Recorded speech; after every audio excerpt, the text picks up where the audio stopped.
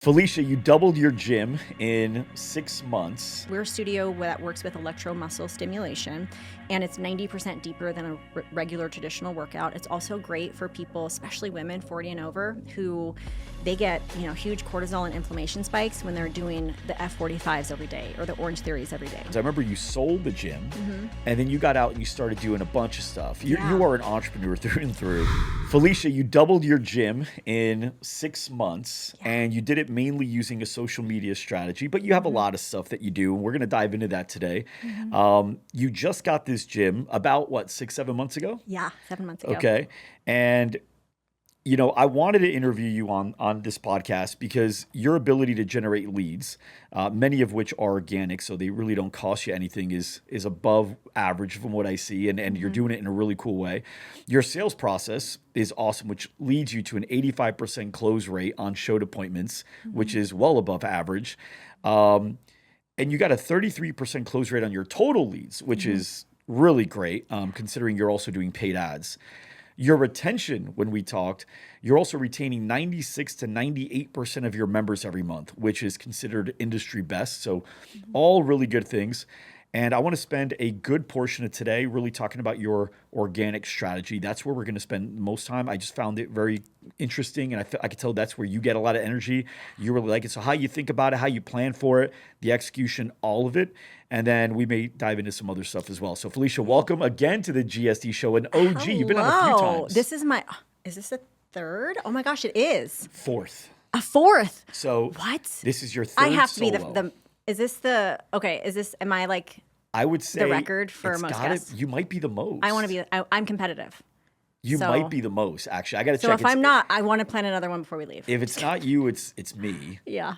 But but definitely, I think Laurel might be up there as well. So you were in the top first 10. I think you were episode 10. Yeah. And that was where we met. And then I think I had you on again as a panel with Matt Blanton and Kelly Oh my Schmidt. gosh, I forgot about that one. And then I had you when we got our new studio. Yes. Okay. And then here we go Yeah. again. So here's number 4. Cool. Crazy, huh? So exciting. Okay. So when I first had met you, you had a gym. Yeah. And it was Fit Method.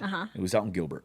And I think you were part of building it, right? Like I think I saw pictures of you like with the construction and all of that happening. Yeah, the build out, and it wasn't a franchise. So It wasn't a it was, franchise. I've only had experience sort of building my own brand, and so coming into like what we're going to be talking about today, this is my first time being part of like a franchise model. So Yeah, and this is interesting because I remember you sold the gym and then you got out and you started doing a bunch of stuff. You are an entrepreneur through and through. Yes. You started doing, I think, just like online training first, and then it went to like building like groups of women empowerment and really helping other entrepreneurs be successful. Yeah, specifically fitness coaches. Okay, Yeah, fitness coaches specifically. building their 6 and 7 figure online business to then sort of branching out and doing mentorship for all women in business and hosting retreats out of my house, doing workshops, hosting masterminds for 6 and 7 figure business owners. So yeah. Yeah, you host them at your house. That's right. You have your podcast, which is approaching 400 episodes as well. Yep. So there's a lot of stuff that you've done, and then you go, you know what? Now I'm going to buy another gym. Yeah. And so now you got into Ohm Fitness, which how many franchisees are there with Ohm? How many open locations? Oh my are there? goodness. I feel like there's maybe 13 or 14 now across the country. 13 or But 14. Arizona has the most. Opened? Yeah, opened. Okay. Yeah. And yeah, because there's one right by my house, which is nowhere by you. Yeah. I'm on Northwest Peoria. Yeah, Happy Valley. Yeah, Happy Valley. It's right by my house. So what made you get back into it? What pulled you back in and said, you know what, I want to open a gym again? Yeah, this is such a great question. And I think it's so important to ask yourself the why behind anything that you do. And so I was actually, I don't believe in coincidences. I believe that when you take action, it builds momentum, which builds opportunity. And at the time when I had actually, so they had gone through a couple of different ownerships. And so when I had met the current owner, because I'm a part owner, they actually hired me as a consultant for social media. Okay. So they were struggling. They were not getting the leads that they wanted. They were not growing their social media. They were not building brand awareness. And so we had met. I had been on a cover of a local magazine for my podcast, and they were there at the party. And they were like, hey, oh my gosh, I've known them for so long. And they're like, what are you doing now? And I told them what I was doing. They're like, you know what, we want to hire you. So they actually hired me as a consultant first for 3 months to build their social media. After that 3 months was up, they actually were like, we are loving what you're doing for the gym. Can we approach you with some sort of deal where you actually become part owner? Okay. And at first I said no, because I got out of it 8 years ago. Love my life. I have a ton of freedom. I can make my own schedule. I don't have to, I have subcontractors that I work with, but I'm not running a team. I can kind of go as I please, and I'm making great money, And so I was like, I don't know if I want to give that up. And so because I immediately went to the space where I was 8 years ago, where I ran myself into the ground. Yeah. And I don't know if you've ever asked yourself, which I'm sure you have, I wish I knew back then what I know now. Yeah. And so I didn't have the leadership skills. I've grown so much. We've known each other all of these years. I have grown tremendously as a person, but also as a leader. And so I immediately went to, gosh, I don't know if I want to give up my time being there all the time, And so I sort of like walked away from the conversation. Again, I'm a believer in, there are no coincidences. And so they came back around a few months later and said, Felicia, how can we make this work based on what you want? And I don't know if you've ever read The Big Leap, but Gay Hendricks wrote The Big Leap. And so oftentimes we can't make decisions based on scarcity mindset. So if I was in like a desperate place or a scarcity place, I would have probably jumped on it, not really looking at the terms or deals, but I was really kind of like in this place of abundance. I live in overflow. Sorry, I'm a little bit of woo, a little bit of logic. And so I live in this overflow place. And so I was able to say no confidently, only for them to come back and say, how can we make this work for you? So we worked out an operating deal where I was able to come in as 40% owner and, keep the staff, keep the manager, not having to necessarily be there every day, sort of like bird's eye view of really building the studio. And the rest is history. I said yes. We worked out the operating agreement, and here we are 7 months later. So with that operating agreement, really great, by the way. With that operating agreement, what does that mean? Like, what is your role in the business right now? Yeah. So my role in the business is really overseeing the team, hiring, firing, and really, honestly, sales. Like getting our numbers to a place where not only are we profitable, but we are building momentum. We're keeping, obviously, the attrition is low. And honestly, like where I feel like I bring a ton of value is culture. So building a solid culture within the community of positivity, of, the way that we run the classes, like what we do inside the classes, to how we reach out to our leads, to the kind of conversations that we're having, to what our social media looks like. It's really an omnipresence. Because when we think about omnipresence, it's not just one way to get in front of a potential client, right? It's all the ways. So email community, email newsletter, social media, how do we show up for that? The leads that we have on Facebook, how our members view us, and how, we get a ton of referrals, and that tells me we're doing something right. If they're, going to refer a friend to come to us, husbands and wives. And so I just think all of that together, I've been able to come in alongside with the team and really change the way the studio feels. Yeah. And you've been able to you've doubled your membership, but you've more than doubled the revenue because you've done a lot of ancillary sales with like the suits. There's this thing that Ohm does called Ohm at Home. Yeah. Is that what it is? Yeah. Ohm at Home? I love high ticket sales. Yeah. Give me something high ticket to sell. And I'm not going to use the term like I will sell ice to an Eskimo, because I don't believe in sleazy sales, but also I love high ticket sales. I just love it. That's like my jam. And we've been able, we started pushing hard. Like we were able to create a $20,000 increase in just 2 weeks just by these sales. So it's pretty incredible. Okay, so there's people that are watching, listening, and they're thinking, I don't like high ticket sales, or I'm afraid of high ticket sales. Now, the reason I want to bring this up is because I remember a Felicia a while ago. Yeah. You and I were in a conference room, and at the time, you were a little intimidated by high ticket sales. Yeah. And so I want to show the contrast, because if you're feeling this way, Felicia's felt this way as well. So what was that like? What was that transition for you? Yeah, that's such a great question. I think sometimes when people look at high ticket sales, they look at it as a big responsibility, and they already are coming into the sale with the assumption that this person can't afford it. And you've already ventured the sale. If you're already thinking that, you've lost the sale. So for me, it was developing bulletproof belief in what I was selling. So knowing hands down, you need this, and sort of changing my mindset towards I'm selling you this versus I'm sharing this with you. I know it works and I know it's going to change your life, right? That's why I'm such a believer in follow up. Some people are like, oh, I'm so afraid to follow up. Like they already said no, or they've already, or maybe not said no, but they haven't like really responded. I'm like, well, you continue following up until they say like, stop contacting me, because there is so much power in that follow up, right? Yeah. So with high ticket, it's number one, I had to develop that bulletproof belief in what I was actually selling. So there's number one. And number two, what I found is that just with now experience working with a low ticket buyer and a high ticket buyer, love them both. But with a high ticket buyer, they are not asking as many questions as the low ticket buyer. They're like, hey, here's 10,000, tell me where to sign up, versus the $500 clients like, well, when do we start? Can I get a refund? I just feel like it's a different type of empowered buyer that you're selling to when you are selling high ticket, right? Yeah. And so yeah, really going into the sale without the assumption that they can't afford, and with bulletproof belief that you have what they need. Yeah.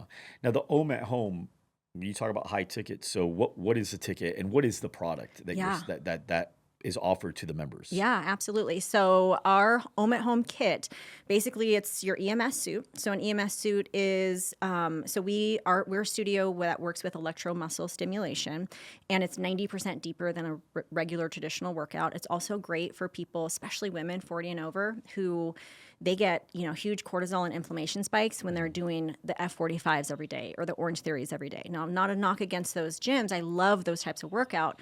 But you find some women who are doing those workouts every single day only to find themselves bloated, bodies hurting, they're gaining weight, and they're not feeling good.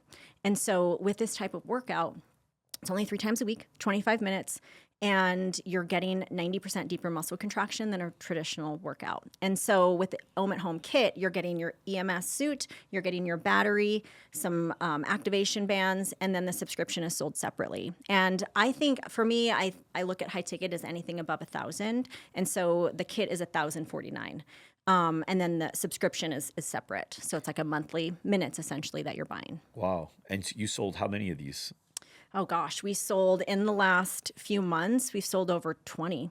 Yeah, 20 Ohm at Just Homes. 20 grand. Yeah. That's great. Yeah. And they're probably a lot more committed at that point as well, right? Absolutely. Because now you got the suit. You just paid $1,000 for this suit. You're not going to go to F45 now. Yeah. And I really want you to think about, this Ohm at Home kit. So, it was genius what Peloton did years ago when they took their studio concept. So Peloton started out as a studio in New York.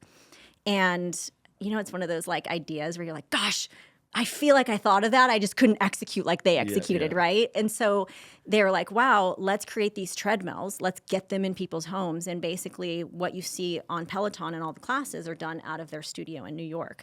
But now it's in everyone's homes, right? So Ohm at Home is sort of that same concept. But the nice thing about this is it's portable. So we have members in Hawaii right now, in Costa Rica, that can take their suit and battery with them. You can't take a Peloton bike. You can't take a bike. You can't take your treadmill, right? And so, you can still have access to the classes, which is kind of cool. But now you have it. And this is so great for older adults, too, that just cannot do the high impact workouts. The big dumbbells, the big bars, the squats with the bar on your back, they just can't do anymore because of their joints. And so you're going to be able to get that same sort of high intensity without the impact on your joints. And so it's really ideal for adults who just can't spend hours in the gym. I'm 40, going to be 43 this year. You are too, by the way. Thanks for. And by the way, Irrelevant. Totally relevant. Totally relevant. And I can't do the same thing I did in my 20s and 30s. And so like my fitness. I still can. Yeah. So. I could if I wanted to. Okay. But like my fitness looks different now. My goals are different. I want to thrive. I want to be more mobile. I don't need to like, throw up big heavy weight and throw out my back. Like I don't want to do that. So it's really incredible. Yeah. It's funny. All jokes aside, I actually did just host a seminar at our gym with my team so they could see how to do it and then keep it running going forward. But it was around that same concept. Like you can't be over 40 and still do what you did at 18, 20 years old Yeah. and expect to get the same results. At 18, 20, you could eat a whole pizza and still have a six pack, Yeah. and you could get hurt and be fine tomorrow. Yeah. And so we talked about how to perform better than most 20-year-olds, even if you're over 40, which I believe you and I actually do perform better than most 20-year-olds. Oh, for Unfortunately, there's a sure. lot of people out of shape in their Yeah. 20s, right? Yeah. And so yeah, no, I think it's great to be able Yeah. to educate people with that. There should be more information about that Yeah. anyway. I also feel better as a woman in my 40s. I'd like to say I feel and look better than I did in my 20s. I prioritize sleep now. I'm doing different things for like biohacking, red light therapy, cold plunge, stress management. I think, for a while there, I was like a high functioning anxious person and didn't realize like, my skin suffered and my health suffered. And now having those tools like breath work, like community, Yeah. knowing when to reset. And honestly, one of the best things I did these last few years is adding play into my life. I play pickleball a few times a week and don't talk about business at all. I dance. Rylan and I make funny videos because he loves YouTube. Like it's so important to also find play and like bring you back to inner child. So oftentimes I think like, I know we're going off topic here, but I like to kind of think about the things I used to do when I was a kid, and I loved coloring. I color on the weekends. Like I think it's important to add those things in. Have you ever heard of Carl Jung? Yeah. Have you ever heard his philosophy on 40? No. So he said that everything you did before 40 was just practice for the real game. And that life actually begins at 40. And he talked about there's certain things that happen in the brain, and I can't remember if it was hormonal. I think it was hormonal. Certain things that happen right around that 40-year mark, and it doesn't happen, I guess, until about 40, where everything changes about your value system. Now, if you're around the right things, you start doing what you're doing, what I'm doing, right? You start valuing sleep more, and you start really thinking about what matters to you. Am I doing work that's meaningful, or am I doing work because I feel like I need to do what everybody else thinks is successful or impressive? I related to that because in my 20s, for sure, in my 30s, I think probably just as much, I cared more about what other people saw than what I actually felt from the work that needed to be done. And so now if you're around the right things, you value that and your life gets a lot more peaceful. You start appreciating things and you start leaning towards things that are more meaningful to you. But if you are not around the right things, you go through the midlife crisis. You start getting, big tattoos that you probably wouldn't have gotten. You start you sell the SUV and you get a motorcycle, you get a chopper, Right. you start getting all these things. You leave your spouse, right? And you just start doing all these things. So it talks about that being a pivotal point.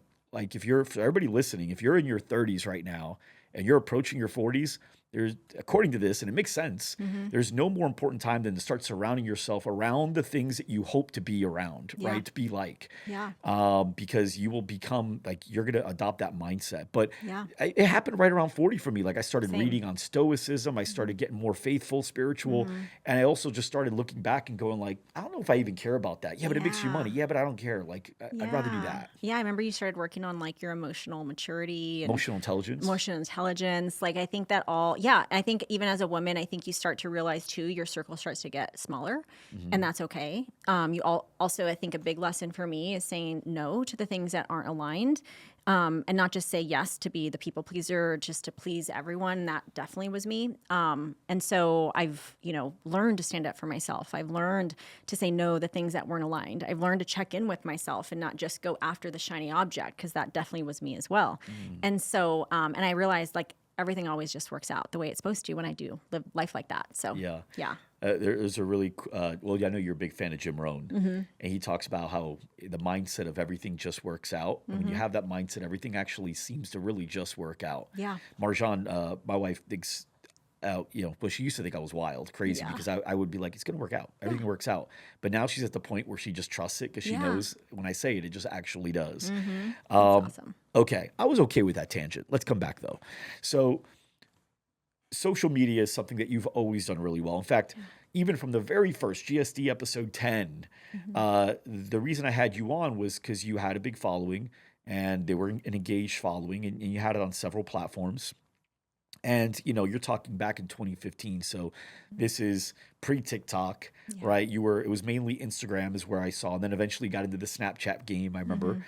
And you had some YouTube stuff.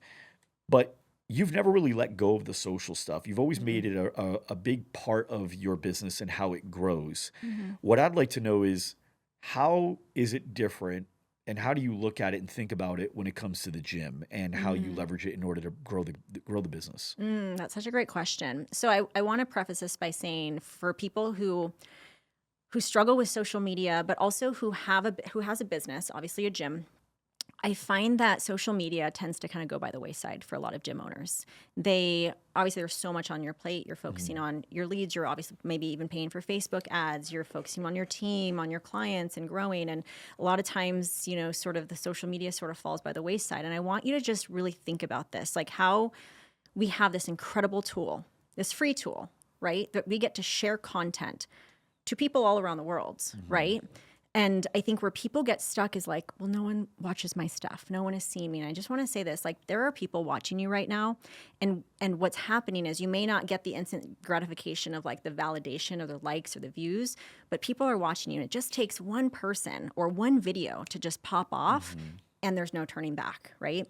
I think you probably have seen that with maybe social media follower people that you follow, right? Where you're just all of a sudden they're just grown so much, and why they're in that position is because of the consistency, Right. and it just picked up, right? So I want to just preface by saying that, like, you have so much power at your fingertips for free to have access to so many people in your network, in your neighborhood, in your state. So why not share content? All right. And so, one of the things that I love about social media, and I think one of the things that I learned years ago with consistency, because it really is a muscle that needs to be honed in. You're taking the reps, just like you take the reps in the gym. You're not going to see results right away. Same thing with social media. It's showing up. It's taking the reps. It's being consistent. And what happens when you are consistent to the person that is watching on the other end is, put yourself in the shoes of someone who's scrolling social media and you're not posting, you're not showing up. They're probably not going to come back to that page. When you're consistent, you're actually creating a subconscious trust to the person that's following you. Like, wow, they're showing up. They're busy. Their energy is, they can feel your energy through the post. And nowadays with social media, like, I hire a dentist, I'm looking to see if they're on social media. Yeah. I want to see what they're doing on social media. That's just the first place I go. I found my lash lady and my eyebrow lady through social media and Instagram. And, funny story is I remember I was wanting to learn about ads years ago, and I didn't know any Facebook ads gal. I was wanting to do my own personal brand and build, put money to a certain product. And I typed in Facebook ad strategist in the search bar, and all of these accounts pop up.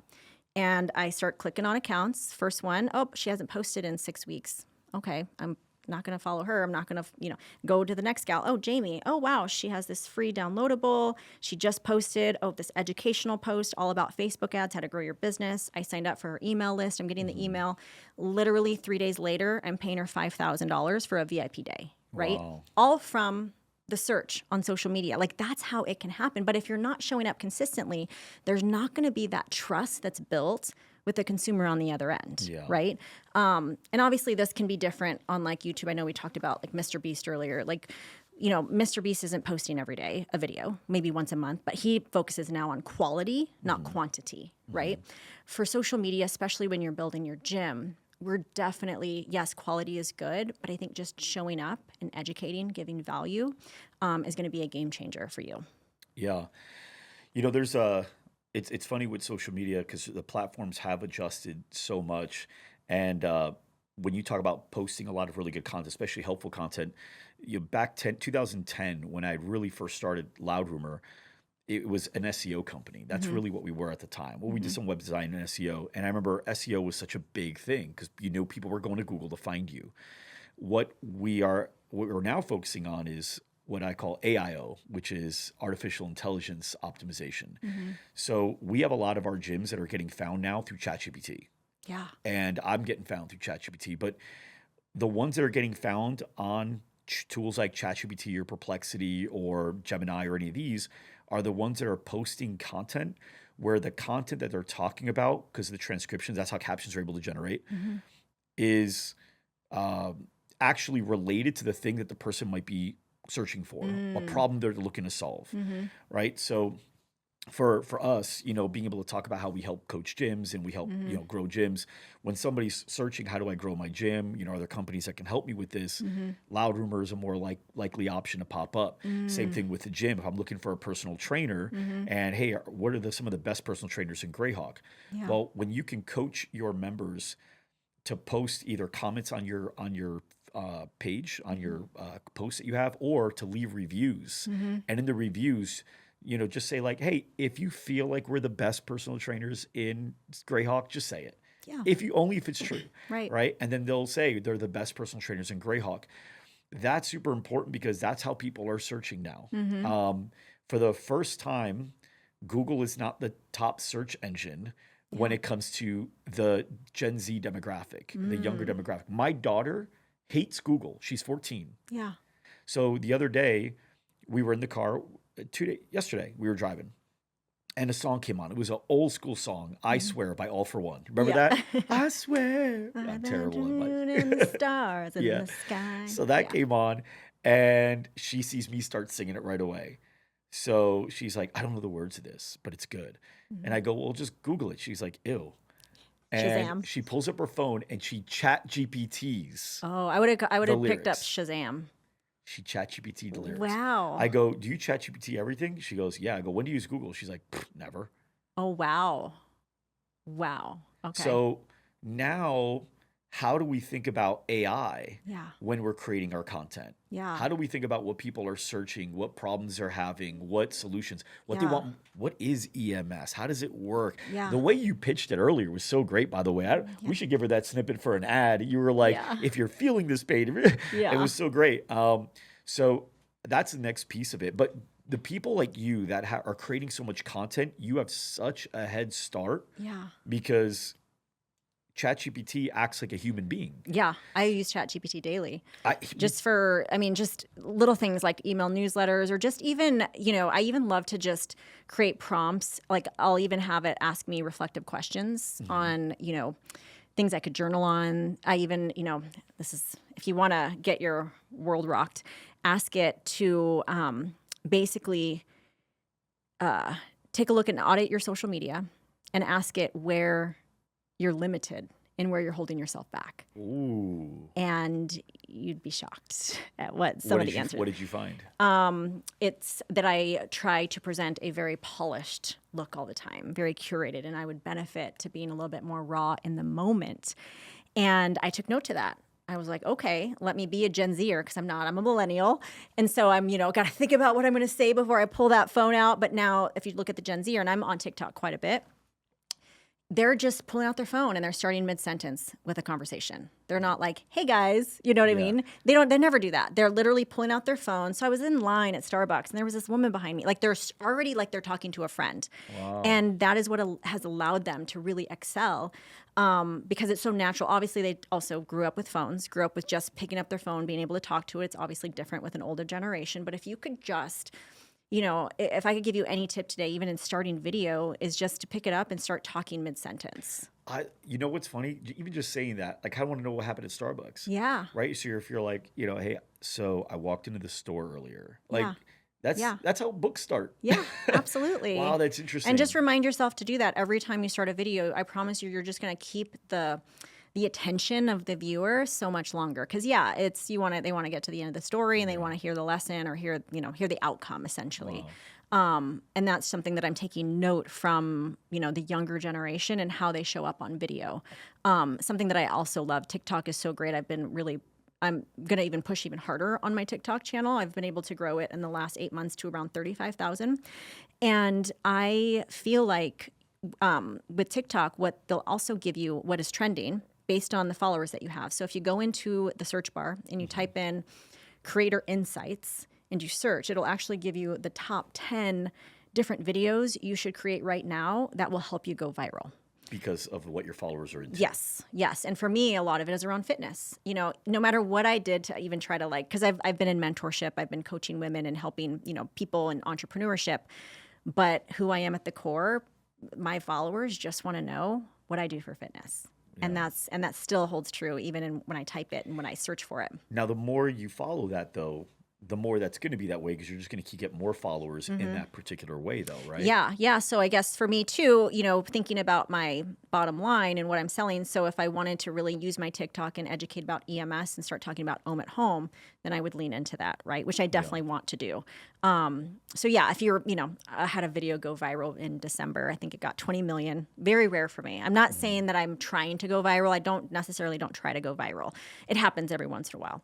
But it was on a video that Keith's is Mexican yes, party. the I remember Mexican. that. Yeah, and it literally has nothing to do with what I'm selling or what I want my Can we just followers say to what it know. is? Yeah, so I did this video It's where ridiculous. it's so funny. We're at my nana's house, and if you know, Mexican nana's houses are very there are Jesus pictures everywhere, and there's tons of Marys. pictures. Yeah, lots of Virgin Marys everywhere. My, little old lady with a walker in the kitchen making tortillas. She has no fingerprints because she literally burnt them off from years of making They don't tortillas. use tools to take the Yeah, tortillas off. there's That's nothing actually like she a can probably no-no. put her hand in the fire. She wouldn't even know. Yeah. And my uncles are all around, like big Mexican uncles drinking Modelo, and Corona In front of a barbecue. in front of a barbecue. They're all outside just standing around in flannels. And then I'm just spanning around, every family has a Mexican daughter dating a white guy. And then I span to him, he's right there, and he's surrounded with all my uncles, big Mexican dudes. He's the only white guy, and he holds up his Modelo. It was just that. And I'm telling you, I still am getting followers from that. It is at 20 million. I think it hit 500,000 on TikTok. But that has nothing to do, I would have not preferred to go viral with that, right? I would have preferred to go viral with something related to EMS or me in my 40s, in my best shape. But you're still drawing the audience. I'm still getting the exposure because out of 20 million, some of them are going to be interested in that, are going to continue to follow me and continuing to want to learn from me. Yeah, for sure. And as a man that has a Mexican wife, I will tell you that is the most truest scene, which is why it went viral. Because every Mexican woman out there, or even just the men that are at these parties, they know exactly who that white guy is. Real. It's so real. And I love the comments. There was this one gal, or a lot of comments actually. They're like, why is the little old woman, why is she in the kitchen? She's in a walker. She should be sitting down. She's the matron. And they're serious. And I'm like, try to get my nana out of the kitchen. She wants to be in there. Everyone's telling her to go sit down. She's like, no, this is my kitchen. She wants to be in charge and be controlling of the tortilla handling. That's her. That's where she wants to be. Yeah. Man. Okay. So, well, and the funny thing is, you talked about. I love how you used AI, ChatGPT, in order to really help assess what you're doing on social. That's unique. I want to do that. Find your blind spots. Ask it where your blind spots are and where you can get better. I'll give you one. Yeah. Not social media, but it's actually really good as an entrepreneur. Go to ChatGPT and say, I want you to assess everything I've ever done in my chat history here in ChatGPT and assess me as a human. Oh. And so it'll assess you. And you say, what's holding me back from earning 10 times more? And it will break you down. For me, it was shiny object syndrome and a couple things. And it gave me examples as to how. And it said, here's where you should have focused. You had something really good here. And then a couple days later, you started chatting about this. You should have spent more on that. Okay. Really interesting. But so cool. Okay. So right now you and one more thing too, to the TikTok thing. My son and his friends, they don't search for companies on Google. They search for companies on TikTok. Yeah. So before they're about to hire a company, they check out their TikTok. Some of the best companies on TikTok right now are actually ones that make funny content based on what others are doing. So I'll give you an example. And they'll pick up on trends. So there was this one woman who was talking about a woman that she met at a farmer's market that she's like, hey, I asked this woman where she got her boots. And she didn't want to tell me. She was gatekeeping where to get these boots. And she's like, the audacity, I'm a woman, I'm a girl's girl, I want to get these boots. Why is she gatekeeping? This went viral. Millions of people are watching this video. And she talked about the boot. She was like, I was able to find the boot. She actually said, I took a secret photo of them when she was walking away and I was able to reverse engineer it. And it's this boot. Well, that company found out about it. No, didn't pay her, found out. And they basically jumped in on the viral, what was happening, and they started making content around being a girl's girl and not gatekeeping and then talking about the boot. So they jumped in on it. I've seen other companies do this, like a Wendy's or a McDonald's or sometimes like what is going on at this certain time and what is going viral based on just regular people making content. They'll jump on the bandwagon and start commenting. Like some of the best companies do that and get so much traction for it. Wow. Yeah, and not afraid to not be totally politically correct, right? And How could a just gym use that? oh, a gym could use that in so many ways. But you have to capitalize on the moment. So you have to be searching for it. You have to have someone who's active on social media or on TikTok, looking for things that you happen to fall upon that are going viral, right? And like let's say, and it has to be a specific situation. Maybe, a woman is talking about how she can't lose weight and she's tried everything.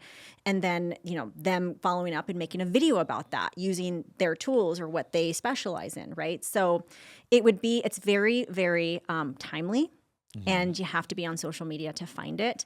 But these companies that are doing it, they probably have interns that are scouring the TikTok Looking for world, it, or looking for it VAs. and being able to jump in. Yeah, I wonder if that's something you'd hire a VA in like the Philippines and just be like, listen, Yeah. I just need you to find this type of content, Yeah. share it with us, and then once you share it with us, so we can go ahead and create what we need to create. Yeah. Oh, it happened recently also with Olipop and Poppy. I don't know if you're familiar with Yeah. that brand. Poppy basically did a little marketing fumble and they gave away these canned, basically it was like vending machines essentially where you get the can and it falls through. Well, they gave, I don't know, 10 of these vending machines to big influencers basically for Super Bowl weekend. And the community went berserk. Like, why are you giving it to influencers? You should be giving it to schools or teachers or people that really need it. It would be 10 times better if you put it on a college campus, but you're giving it to influencers that could afford this. Olipop jumps into the conversation and said, we would never do something like that. You know what I mean? Like, and they're jumping in on what is happening in the moment. And now Olipop gets this big upswing of people that are supporting them because of the fumble of Poppy. So it's really interesting, but it does have to be timely and you have to jump on it quickly as it's happening.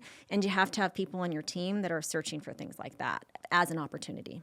Wow. Yeah. That's amazing. It's okay. so cool. Yeah, there's a lot of stories just in that. Are there certain podcasts that you listen to or channels that you follow to get these stories? No, it's because I'm on social. I'm active and I'm Yeah. searching for the trends. I'm searching for the things that I could use in my studio, use the things on my content. I save, I recreate. And I block out some time each day to search for those things. I love it. Yeah. For your gym, what content has worked the best for you and which platforms have worked the best for you? Instagram and Facebook. So when you think about the platforms that you want to use, think about your avatar. So your ideal client, the person that's coming in. And we have an older community. Our community's on Facebook. They just are. What's your target demographic? 40, 45 and older. Okay. So they're on Facebook. They're active on Facebook. They're part of Facebook groups. So we're part of Facebook groups. We're showing up. We're doing all the things. But also Instagram. So the thing about Instagram and what you'll find with older adults is they're not really checking the DMs. And a lot of them are on private, right? Where I love to show up in the DMs. Every lead that comes through that I can see coming through Instagram, I actually follow them right away and I shoot them a voice note. It's like 50-50 whether they're going to actually reply because you're just not as active, but I do it anyways. So I would say definitely Instagram and Facebook I'm most active on. The type of content that is working really well for us right now is, so what I like to do is I sort of like to put the kind of content that I'm creating into buckets. So I have my relatable bucket. What's a relatable Relatable bucket is things that I know I can relate with the community. So being a woman over 40, Okay. hurting yourself. Mom, we have a ton of moms, like creating mom content that moms can relate to. So that's funny. That's not necessarily selling or promoting EMS, but something that they're like, that is funny. I like that. I'm going to like this. So I'm You going have to an follow them. example that So an example would be, I actually just created a video about being in my 40s now and what used to work in my 20s and 30s is not working for me in my 40s and why that is, and explaining sort of the things I'm going through with my body. That's relatable, right? I'm not necessarily talking about the studio. I'm talking about my own journey and struggles, right? So you have that bucket. So I always make sure to make content around relatability because those tend to get more views, more engagement. Then you for sure have your promotional bucket. Like what's going on in studio? Do you have any specials? Are you doing a free week? I do that every single week. And then the third bucket is the virality. So I look for content that or trending audio that is like popping right now, right? And again, back to timely. What is viral? What is trending? And I make that content quickly. So every week I have some sort of viral piece of content that I'm creating that's trending with trending audio, promotional bucket, relatability bucket, and then the last bucket, there's 4, is the value. What is EMS? What are you going to experience in a class? Take me through a woman coming through and what is her experience as she's going through the studio? What is she experiencing in class? How long are the classes? Why? What is EMS? Let's break it down. What are you feeling? What do you feel after a class? How often should I, or how quickly should I expect results? Like breaking down the value of EMS. How does it help fat loss? How does it build muscle? I'm breaking that down in the value based. And with value based content, I do a mixture of things. It could be carousel posts where you're doing like the graphics that they can read. It could be a point of view video where everything's in the caption. It could be like a 7-second reel talking about, you want to burn fat faster. Here's how, with an arrow pointing to the caption, right? Quick, easy, 7-second video with trending audio takes them to the caption. So I always have a call to action of some sort, whether it be comment free week below, or hey, if you relate to this, give us a thumbs up. Yeah. So just training my audience to engage with us essentially. So if I was to, ask you, hey, I want you to help fix our gym's profile. What are some of the things that you're like, okay, just to your profile alone, these are some must-haves. Like, what are some things? Let's take Instagram. Yeah. What are some things that you think a lot of people leave on the table and they're or off the table, and they need to be able to really leverage these things? I know there's like highlights, and there you could add a bio, and you could add a CTA, and you could do all that stuff. Yeah. What do you guys do in yours, and what does that look like? That's such a good question because I actually work with a lot of boutique gyms, and I get to look at so I've looked at hundreds of Instagrams to give them their blind spots to say, and the commonality between all of them and what I'm seeing. So we know a lot of gyms, they'll post first class crush or milestone. Oh my gosh, Cynthia's hit 50 classes. Where they're missing the mark is where Cynthia was before and where she is now. Just even asking her a simple question. Like, yeah, take your picture, first class, 50 class milestone. After class, ask her, what is the biggest difference that you've seen in the last 50 classes? Where were you before? Where are you now? Right? And I have a whole list of questions that I like to ask members. Yeah. They're missing the mark on that. Who is Cynthia? Like, don't just post, yeah, she's hit 50 classes. Amazing. But what has been her biggest change in that 50 classes? Yeah. What would she suggest for anyone on the fence who's seen us and wants to come in? Like, have it come from your members. So that's number one, is just not giving a story behind the photo, behind, why they're there in the first place. Right. So I see a lot of missed opportunity there. Okay. Yeah. What about the actual setup of the profile? So do you guys put the phone numbers? Do you have call to action? Do you take people to a landing page? When you get leads in, do you segment the leads through like general or primary in your inbox? How do you reach out? Do you reach out to people that like you or comment or follow? Yep. Like what are all the ways that we're generating business from it? So good. So every person that follows, they get a direct message back with offering them a free week. Automated or? It's automated. Okay. Yeah, and What I do use you ManyChat. ManyChat. Okay. ManyChat. And I flag. So every lead, so a lot of people don't know this, but you can actually flag each conversation as a lead. And there's different categories. There's like 4 different categories. The one that's popping in my mind is lead because that's what I use it for. And I flag it.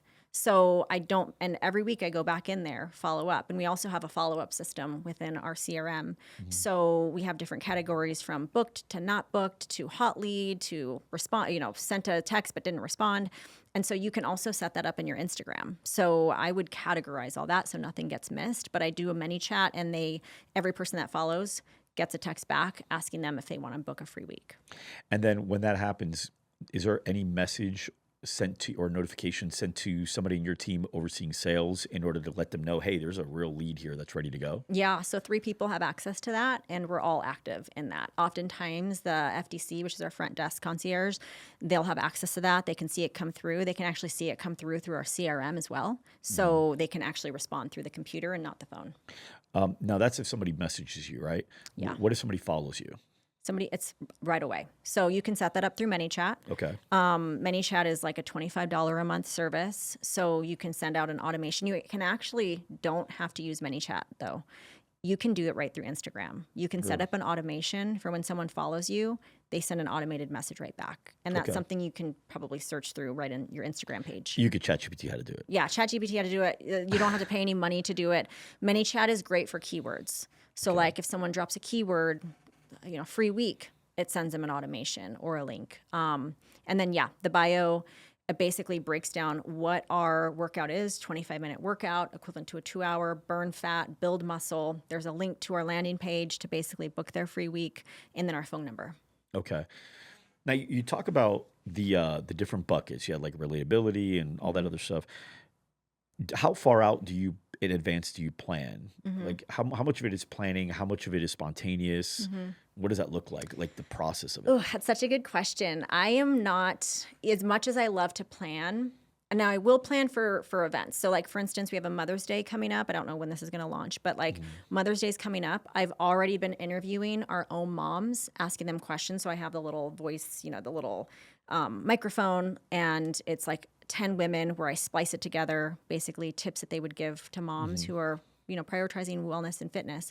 That takes time to plan. So any events that are coming up, I look ahead for. But as far as the daily content, it's pretty spontaneous. I always kind of stay within those 4 buckets because I'm more of I like to think of things I've always been like this in my own personal content too.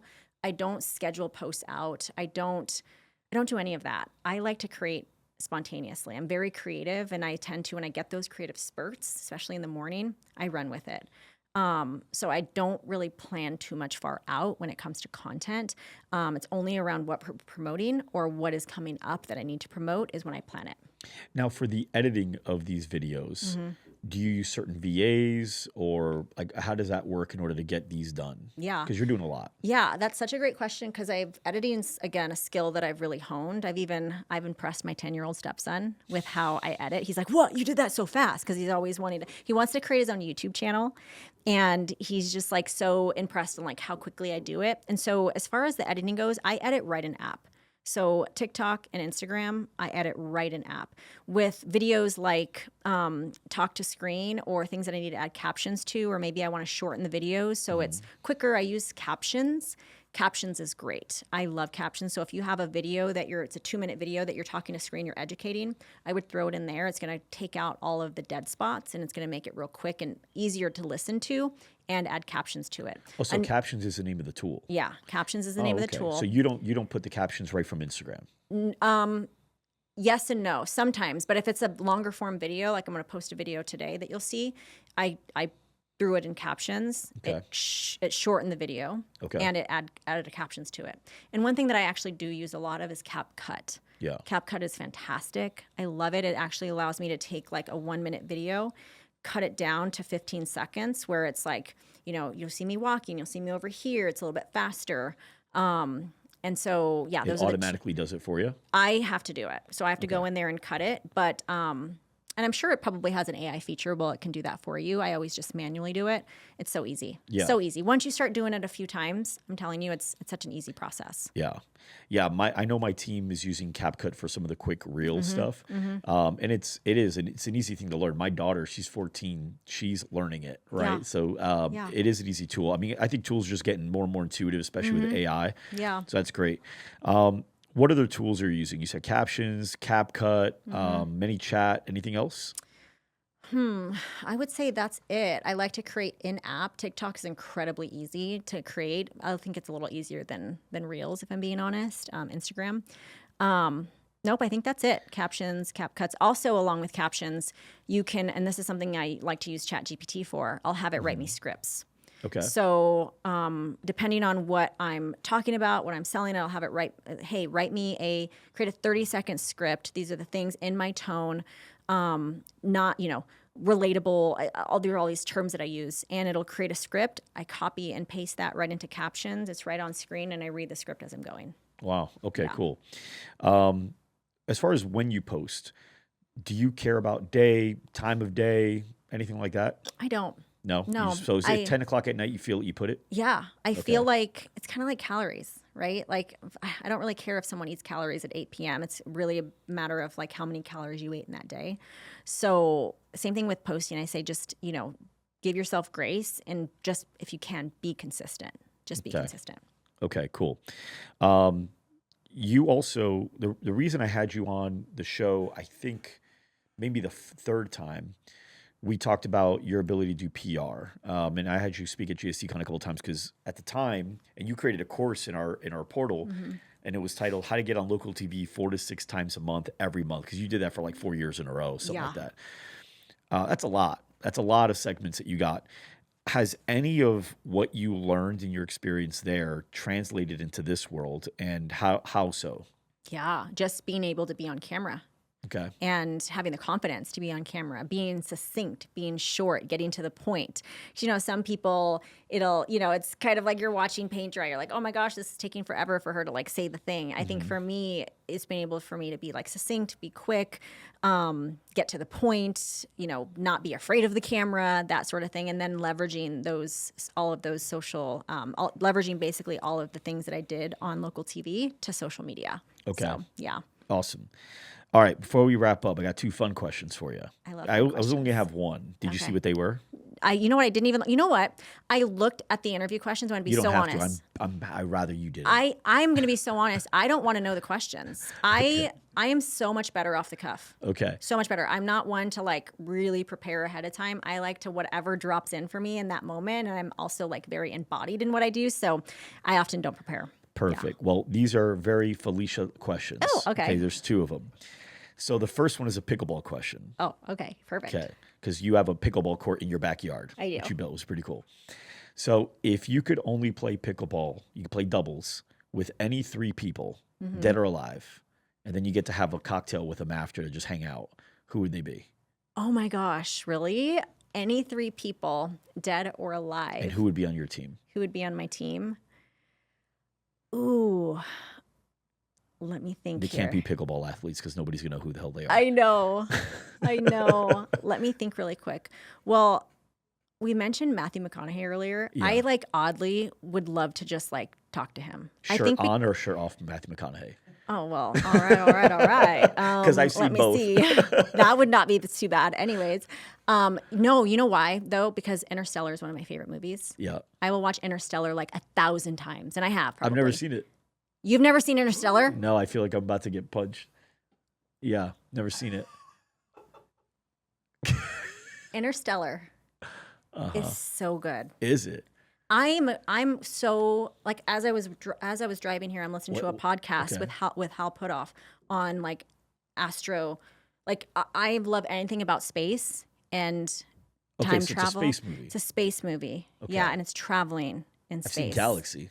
It's traveling in space, not the same. Interstellar is so good because at the end it's going to blow your mind when it comes to like different dimensions. Okay. And I'm a believer in different dimensions. So, okay, so we got Matthew McConaughey. Shirt off Matthew McConaughey. Who's next? Yeah, who's next? Is he on your team or is it somebody else? I think he'd be a great team member. Okay. Yeah. Got it. Great team member. I think he'd work really hard.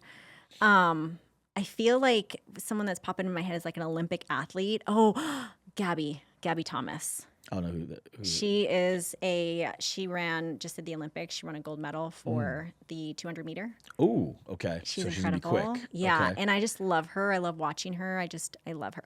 Oh, and number 3, Minka Kelly. Minka Kelly. Yeah. I want to be best friends with Minka Kelly. I read her book. I relate to her so much, like as someone who, did not grow up with a father.